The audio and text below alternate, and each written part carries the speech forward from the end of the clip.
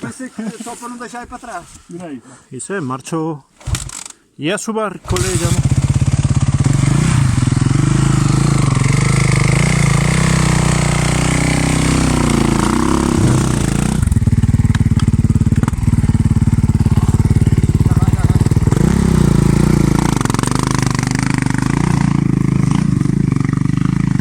¿Tú cómo lo ves, compañero?